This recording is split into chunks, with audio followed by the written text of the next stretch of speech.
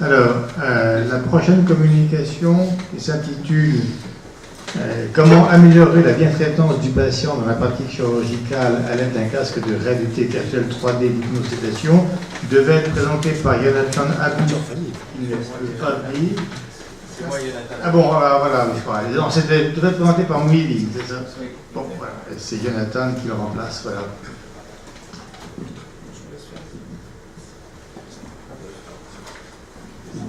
Bonjour à tous, je m'appelle Jonathan Abou, je suis ici pour remplacer le docteur Kodari, chirurgien urologue à la clinique Malartic de Toulon. Il m'a fait l'honneur de me demander d'intervenir et de vous présenter ce super projet de réalité virtuelle. Il a été convenu de vous montrer une vidéo pour vous faire rentrer, voyager à l'intérieur de la clinique en immersion. Rencontrer ces acteurs, donc les infirmiers, les chirurgiens, les témoignages des patients. Donc je vous propose une petite vidéo. On a même pensé à vous ramener des casques, mais voilà, les casques, mais c'est un peu compliqué d'un point de vue logistique et ça fait un peu tourner la tête.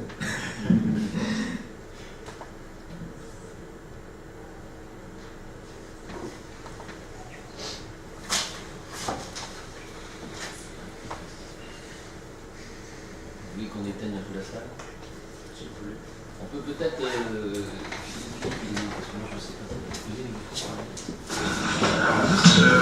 Est-ce que vous pouvez me donner votre nom, prénom et date de naissance? Benoît Luc, né le 7/11/1955. Ok.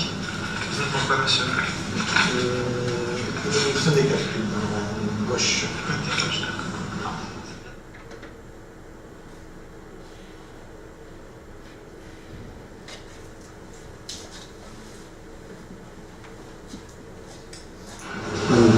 Ce qui se passe quand même, j'ai suivi l'intervention comme on parle d'un projecteur C, je ne sais pas du tout le procédé. Je peux le premier procédé que j'ai fait en 2014, qui était le traitement par laser. C'était encore plus douloureux que je suis gardé dans le dos. J'ai quand même un petit stress par rapport à ça.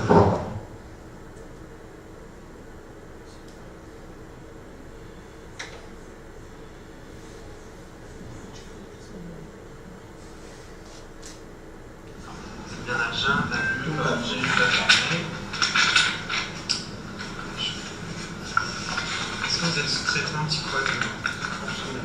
Ok. Vous avez fait un OCD aussi? Oui, c'est là.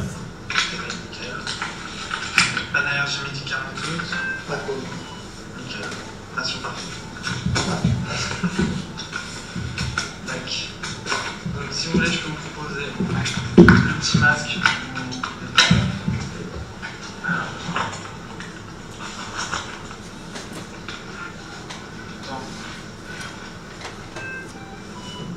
Ça va?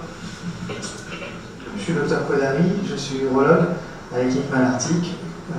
Ici, c'est une clinique qui est mutualiste, qui est une clinique médico-chirurgicale et avec un service d'accueil des urgences et où on trouve depuis quelques temps, ça sert de presque un an maintenant, de ce masque de réalité virtuelle afin de préparer nos patients pour améliorer le confort, la bien-traitance de nos patients dans leur quotidien, tout au long de leur parcours de soins, que ce soit pendant leurs soins en urgence ou bien un soin au bloc opératoire. Voilà, c'est bon. Tac. On va le masque. Restez sur la tête. On va comme ça? Très bien. Je mets le casque. Ouais. Ça va? Impeccable. Nickel. Voilà.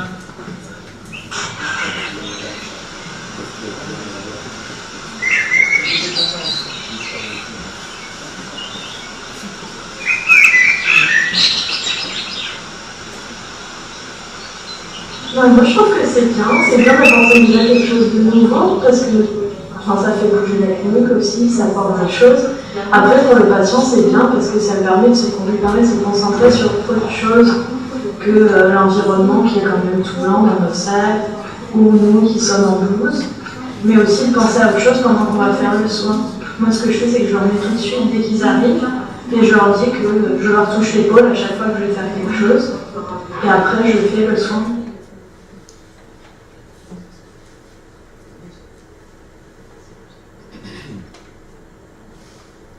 l'avantage de la réalité virtuelle dans la médecine, c'est-à-dire que le plus important pour le patient, c'est de détourner son attention. C'est-à-dire qu'à partir du moment où la personne est stressée, elle sait qu'elle va subir un acte potentiellement douloureux, elle va se mettre déjà dans un état de crispation, et c'est ce qui va l'angoisser et l'inquiéter. Donc la réalité virtuelle a pour but de détourner son attention d'une part, et surtout de la plonger dans un univers rassurant,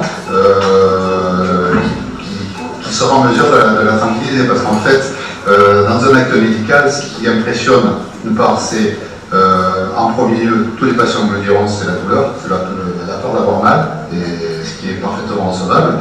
Et la deuxième, c'est de se retrouver dans un univers qui n'est pas familier, et qui plus est un univers médical. Donc ça va majorer le stress, donc en fait la réalité virtuelle va lui permettre, au moyen d'un film et d'une musique relaxante, de sortir de ce contexte-là et d'oublier un petit peu où elle se trouve.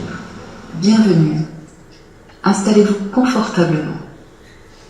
Prenez tout le temps dont vous avez besoin pour vous sentir bien en place, stable, en sécurité. L'avantage du chirurgien, que ce soit nous pour les examens que l'on va pratiquer en neurologie, donc examens médicaux, il n'y a pas d'acte chirurgical, mais ça peut être utilisé également en petite chirurgie, c'est qu'on va probablement utiliser moins de produits, ce qui concerne l'anesthésie locale, mais c'est surtout le plus important, je crois, dans les deux cas, c'est de mettre le patient en confiance. C'est-à-dire qu'il va arriver, il va être détendu, il ne va pas y avoir ce stress, parce que ce qu'il faut savoir, comprendre, c'est que le stress, forcément, va majorer la douleur. Et à partir du moment où on arrive, on est stressé, on se dit que je vais avoir mal, donc de suite, forcément, même si vous faites une anesthésie, souvent des patients vont vous dire qu'ils ont mal. C'est pour pouvoir l'isoler, le mettre un petit peu dans une bulle de confort. Et puis, pour lui, ça n'est que le mieux, parce que non seulement il va avoir moins mal, mais surtout il va être détendu. Parce que je pense que tous les examens médicaux sont anxiogènes, donc à partir du moment où on vous propose une solution qui vous permette de sortir un petit peu de ça, je crois que c'est un atout supplémentaire.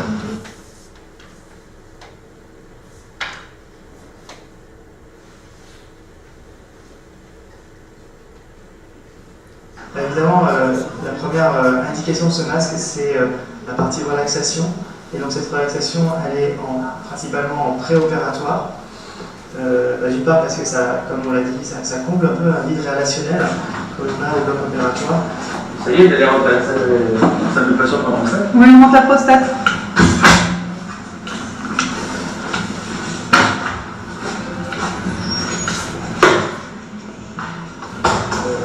Ça permet justement de diminuer l'angoisse du patient qui est cantonné dans un couloir avec des murs, des plafonds aseptisés, avec des conversations qui sont inadaptées parfois, on va dire une certaine forme d'agression visuelle ou sonore, où là, il a les lumières blanches en plein visage, il a le matériel médical qui est bruyant en permanence, et donc ce masque permet quelque part de réduire son anxiété, de respecter sa bientraitance en le faisant patienter dans de bonnes conditions.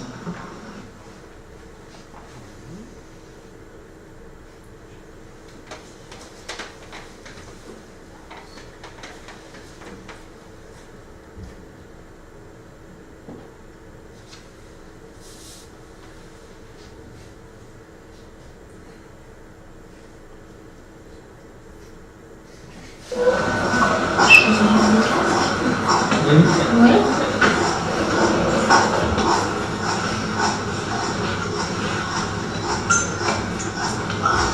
Du coup, J'ai pas eu mon bon, mais vous avez fait ouais. Ça vous a détendu un petit peu. oui. Ouais. Donc le moment où vous êtes arrivé et le plan, est-ce que ça vous a aidé un petit peu à diminuer cette anxiété? Ça vous a apporté quelque chose? Ah oui. Si par exemple vous pouviez la continuer tout au long de l'opération aussi, c'est quelque chose qui vous plairait? Ah oui. Ouais. Ça pourrait vous aider à mieux vivre l'opération? On serait à deux niveaux. L'opération, c'est une chose, et la méditation, c'en est une autre. Ouais.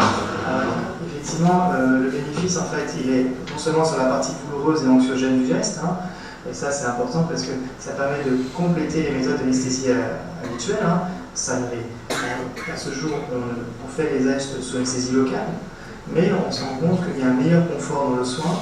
Le patient il ne bouge pas, donc le geste pour le praticien est facilité.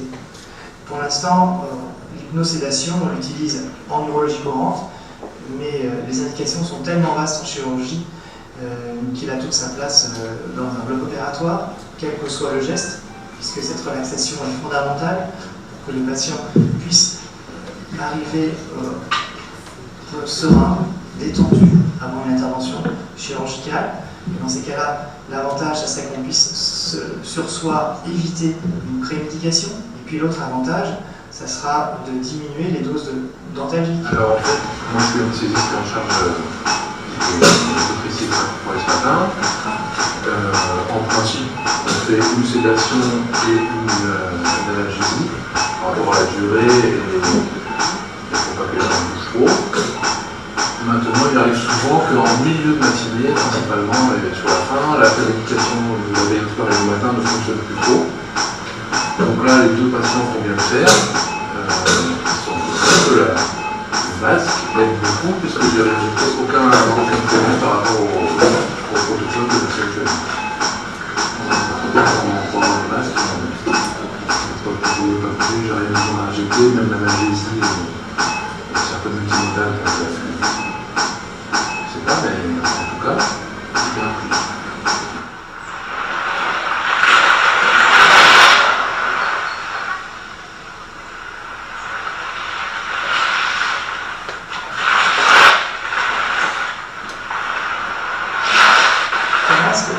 Ne modifie pas le rôle de chaque soignant. En fait, c'est un apport, ça vient enrichir le soin, mais enfin, l'infirmier restera un infirmier, même s'il utilise le masque, le médecin, qu'il soit anesthésiste ou chirurgien, restera un médecin, mais pas un hypnotiseur.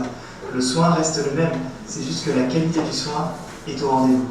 Ça fait partie d'un concept actuel qui est la bientraitance. Maintenant, effectivement, c'est important, je dis toujours, de savoir faire, mais il faut aussi un savoir-être.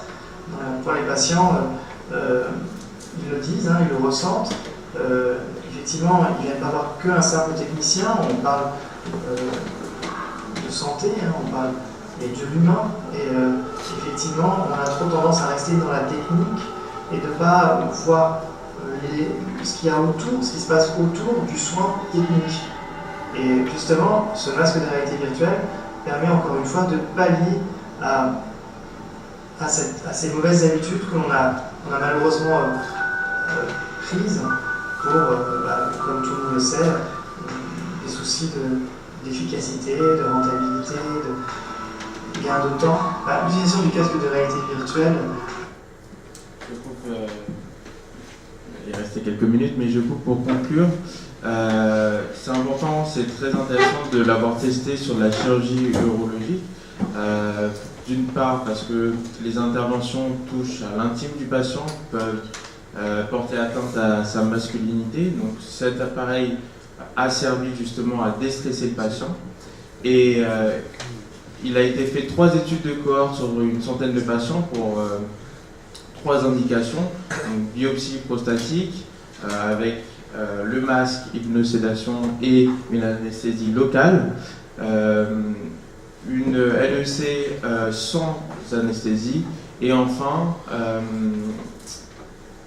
pour l'incontinence urinaire, il y a 3 interventions chirurgicales où au lieu d'utiliser des anesthésies loco-régionales et générales, on a privilégié l'anesthésie locale avec le masque d'hypnosédation. Voilà. Je travaille avec le docteur Kodari et la clinique pour un projet de télémédecine au sein de la clinique pour le masque d'hypnosédation.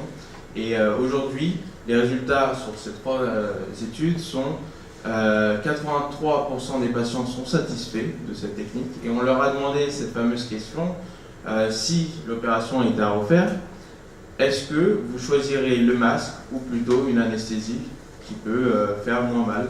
Dans 51% des cas, les patients choisissent le masque. Voilà. Je vous remercie à tous. Merci beaucoup. C'est vraiment du conditionnement qui permet vraiment d'améliorer les choses.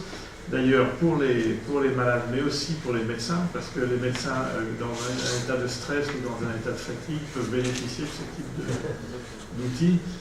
Il y a une troisième chose, on mobilise deux sens. Il y a un troisième sens, c'est l'odorat. Et il a été montré, on vous montrait des forêts. Les forêts, c'est particulièrement relaxant. Et en plus, si on a l'odeur de la forêt, alors le protoxyde d'azote, ça sent un peu la pomme, mais ça peut peut-être être très intéressant. Est-ce qu'il y a des questions? Oui, je trouve que vous abordez là un sujet majeur, en fait, dont on ne s'occupe pas beaucoup.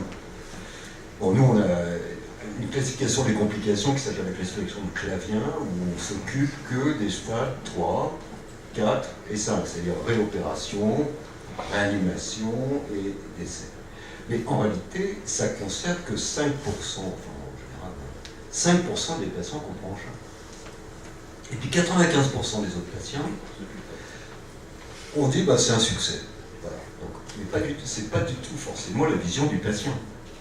Parce qu'il y a des choses qui nous paraissent vraiment être des détails, qui pour eux prennent des proportions très importantes. Par exemple, si vous voulez, vous avez opéré un côlon par cellulose, vous êtes très content, vous êtes en début d'expérience, ça a été très bien marché, vous êtes ravi. Et puis le malade, il va vous pourrir la vie parce qu'il a fait une allergie au pansement. Il se fout de savoir ce que vous avez fait à l'intérieur, que vous avez été très performant, etc., qu'on a réduit celle de l'hospitalisation. Lui, ce qu'il voit, c'est j'ai eu la lymphangite et j'ai eu la phlyctène par une allergie au pansement. Or, les patients, ils causent. Il y a 20 ans, on faisait son recrutement à la sortie de la messe, à la boulangerie, dans la queue. Ah, il m'a opéré la prostate, il n'a pas été transfusé, il est rentré, il était très bien, c'est parfait. Bon. Mais maintenant, il ne cause pas à la boulangerie, il cause sur les réseaux sociaux. Et c'est ça qui fait notre recrutement maintenant. C'est est-ce que mon séjour a été conforme à ce qu'on m'avait dit, c'est-à-dire le stade clavien 0? Est-ce qu'il y a eu des petits incidents qui pour moi n'ont pas été graves ou est-ce que ça a été plus grave? Et la vision que les patients ont n'est pas celle que nous avons nous. Alors évidemment, nous on s'intéresse évidemment aux 5% qui ne vont pas bien parce que c'est essentiel pour nous. Mais on devrait, et c'est ça là où c'est très intéressant dans ce que vous avez fait, c'est qu'on devrait s'intéresser aussi aux 95% des patients pour qu'ils aient un bon vécu. Clavien -1. Oui, je pense qu'il faut créer un Clavien 0 où là, le parcours a été parfait. C'est-à-dire pas d'attente, pas de discours discordant, tout ça, ça compte énormément pour les gens. Nous, on ne s'en rend pas compte. Et on est dans une société où tout ça prend des proportions majeures. J'aurais envie de vous dire, il faut passer de Clavien à TripAdvisor, sans exclure Clavien. Je trouve ça très joli. Alors là, on a besoin de se dire qu'il faut que vous convainquiez les gens quand même maintenant. Donc, est-ce que vous avez un essai randomisé éventuellement en tête On a les 3 études de cohorte. Les études de cohorte, c'est pas comparatif encore. C'est sûr. Mais pour le moment, on n'a pas mis un essai randomisé encore en place. C'est à faire. On va structurer ces études. On s'est basé aussi sur des publications en Amérique où il a été prouvé que cet état de hypnosédation diminuait justement les analgésiques et l'anesthésie. Je crois que c'est intéressant pour convaincre l'administration hospitalière d'acheter les casques en nombre. Vous aurez besoin d'arguments. Il y a un argument aussi majeur que vous avez bien soulevé, c'est aussi la sécurité pour le médecin qui fait une intervention et que le patient justement n'est pas endormi, il bouge beaucoup. Quand il a mal, il est stressé, il bouge beaucoup. Et ça permet de sécuriser aussi le médecin qui est plus à l'aise justement pour faire son intervention. Mini question, le choix des images. Parce que je veux dire, par exemple, moi j'ai eu des patients qui détestent la montagne, vous leur montez une montagne et elles vous foutent sur la gueule. Et inversement, il y en a qui n'aiment pas la mer. Donc vous choisissez l'image ou c'est le film univoque pour tout le monde? On a des iPads avec plusieurs images. Exactement. Comme dans l'avion. Comme dans l'avion. Comme dans l'avion, exactement. Merci beaucoup. Merci et maintenant, on peut très facilement faire soi-même des films avec les caméras 360.